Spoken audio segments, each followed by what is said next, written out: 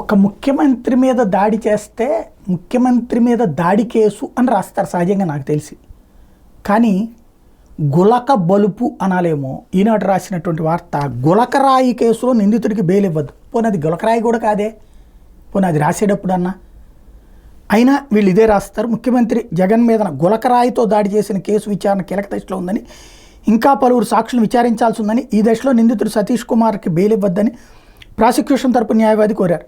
ఈ మేరకు గురువారం విజయవాడలోని 12వ ఏడీజే కోర్టులో పోలీసుల తరపున ఏపీపీ కళ్యాణి కౌంటర్ దాఖలు చేశారు. 2 వారాల క్రితం నిందితుడి తరపు న్యాయవాది సలీం బెయిల్ పిటిషన్ దాఖలు చేసిన సంగతి తెలిసిందే.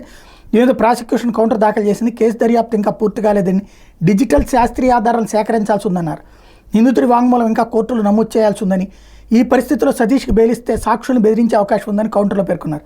ఈ ఘటనలో బాధితుడు రాష్ట్ర ముఖ్యమంత్రి అయినందున బెయిల్ పిటిషన్ తోసిపుంచాలని అభ్యర్థించారు.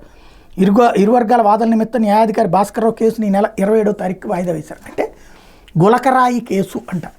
ఇప్పుడు రామోజీరావు గారి మీదన అవినీతి కేసు అని కాకుండా రామోజీరావు గారిది ఏమని రాసుకున్నారు, మార్గదర్శి మీద కేసు అని రాసుకున్నారు. అంతేగాని అవినీతి కేసు అని రాసుకున్నారా, తినేశారని రాసుకున్నారా? అలాగే చంద్రబాబు నాయుడు మీద అయితేనేమో స్కిల్ డెవలప్మెంట్ కేసు, అదే జగన్ మీద హత్యా ప్రయత్నం కేసులు, కోడికత్తి కేసు, గులకరాయి కేసు. ఇదే బలుపు వార్తలు అన్నమాట.